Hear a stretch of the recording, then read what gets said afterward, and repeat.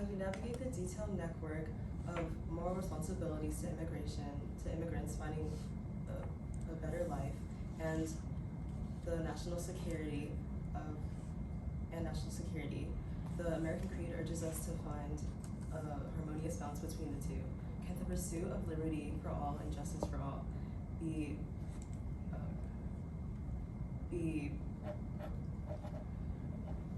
safeguarded with national interests? Let's delve into this argument, considering how Americans' values help us find the right balance. Good morning, my name is Talia. Good morning, I'm Angela Guerreros. I'm Amaya Ross. I'm Trinity Ellison. Good morning, my name is Flavio Martinez.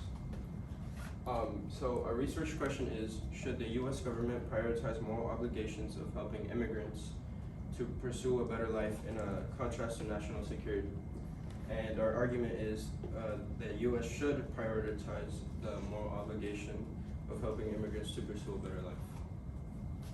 The solutions that we have today as a team is that the U.S. can strengthen its economy, enhance security through a diverse workforce, and that will successfully align both economic and security priorities. The other solution that we have is that to create a new system prioritizing green cards using a point-based system that takes considerations of employment, family, and well-being needs. Our arguments are historical, economic, social, cultural, and human rights.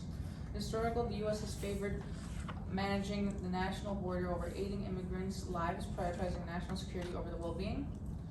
Art and culture fuels immigration by fostering diversity, serving education through expression, and boosting opportunities for immigrants. The U.S. should adopt a balanced strategy that considers both for economic growth and innovation. The U.S. has the obligation to prioritize human rights and immigration, as well as social. These are graphs that represent the amount of immigration that has changed throughout the United States. As you can see, Mexico mainly migrated to California during the 1850s. But after migration began to increase throughout the United States for 2000s and after, which is why you can see that most of the United States is pink, meaning that immigration has witnessed a significant increase. This is another graph that demonstrates the cultures that has infiltrated the U.S. And you can see that Mexico has a majority of immigrants that has came to the U.S. in the 2010s. From the 1820s, mostly it was Ireland, UK, but as of right now, it's mostly Hispanic immigration.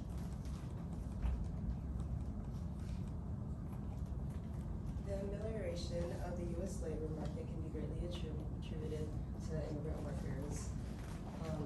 The foreign workers took on underpaid and unwanted jobs, and this was a pivotal role in augmenting America's workforce.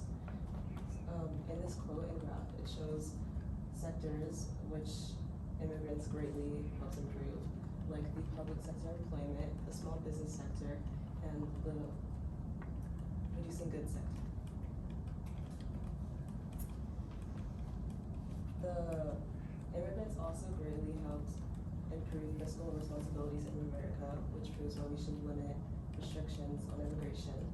For instance, farm workers took up 70% of undocumented immigrants, and these undocumented immigrants also contributed to the $9 billion the fruit and industry market make per year. And this is very important because every dollar saved on the farm leads to lower prices in the grocery store. This graph on the left shows the academic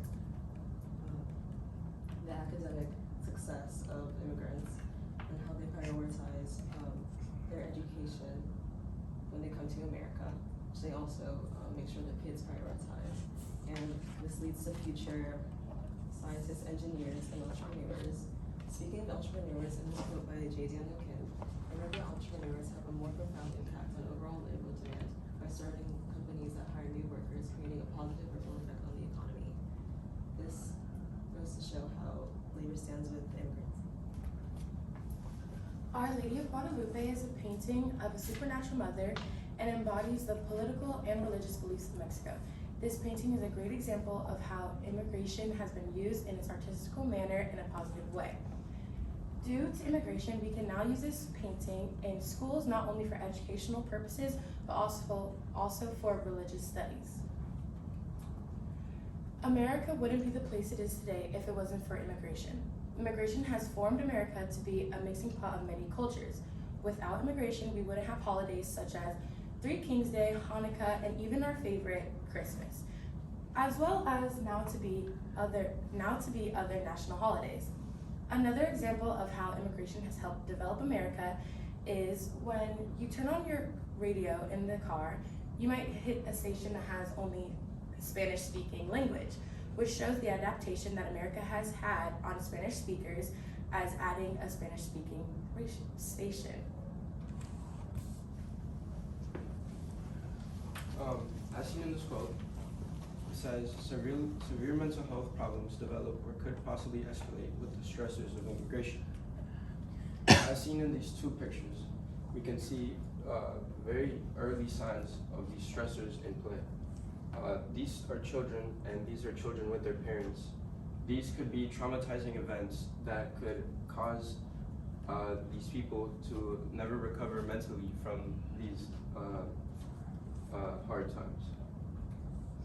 And in this picture, we can see how they pack up to hundreds of people in one single pod, meaning that they have multiple of these in just one center, clearly violating the right to like their mental health, clearly in jeopardy of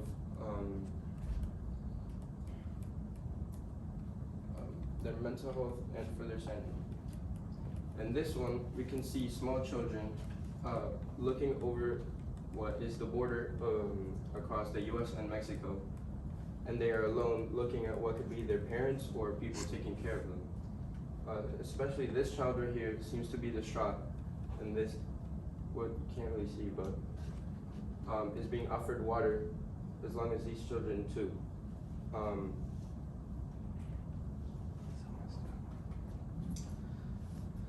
Our next argument is about human rights and U.S. immigration.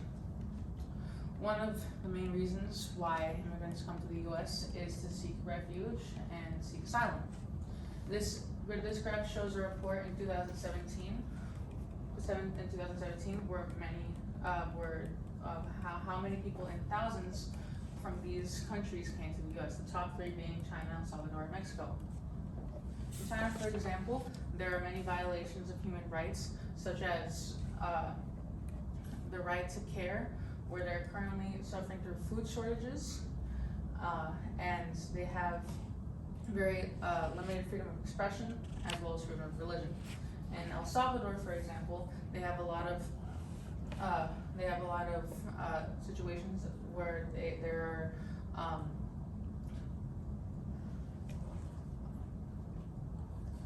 are a bunch of forced disappearances, as well as unjust killings of its citizens in the justice system. And this also applies to Mexico. Another thing is that in the U.S. border, especially from the southwest border, there's a total of 8,000 people that died. This is all the way up from 1998 to 2018. This shows how the U.S. border is in dire need to improve its human rights and treatment of immigrants that are coming into this country from countries that were also not treating them well. These are our two solutions, and some limitations of these are the government getting the cooperation of government officials and implementing new laws which would be costly. Our overall solution includes creating a new system that prioritizes green cards using a point system that takes consideration of employment, family, and basic needs. Thank you. I'm sorry that you have a cough and not applause. Just slide together if you would, please. Don't come up because there's 5 of you, just together. All right, Trinity, we'll start with you and work your way across. sorry, I've been holding that in. Trinity, reflecting on our colleagues' work, which one gave you the best understanding of the overall topic that you guys are talking about? I think Flavio's work and lens really helped me understand the importance of immigration and how America has treated immigrants and now that their mental state is now at. And it also shows the development of their character when they get older. And I think that's a very important thing that is not very talked about in many schools in the US. And yeah. All right, cool. And just tell me, what's an example of an argument you guys didn't use and why didn't you use it? In my research paper, one of the last points was about implementing solutions in the U.S. immigration system. However, since we decided that would be too repetitive, since we already have solutions and limitations on our slides already. All right. Maya, what's a way in which your team's resolution makes you think different about the research you conducted?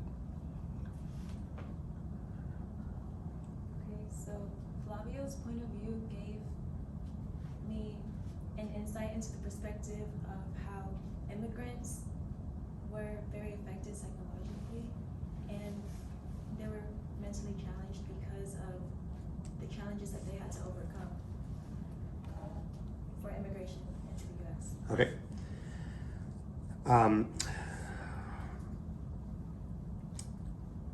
Describe an argument from one of your peers' IRRs that makes you think differently about the solution that you guys came up with.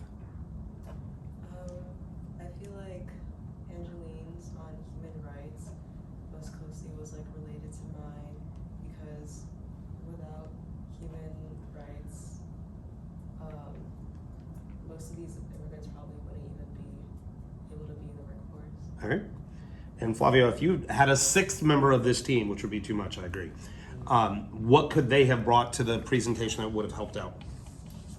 They could have added a more governmental side to it and from the government's perspective and maybe why some of these issues are a thing in today's age, as long as how we could solve those issues that are a part of immigration.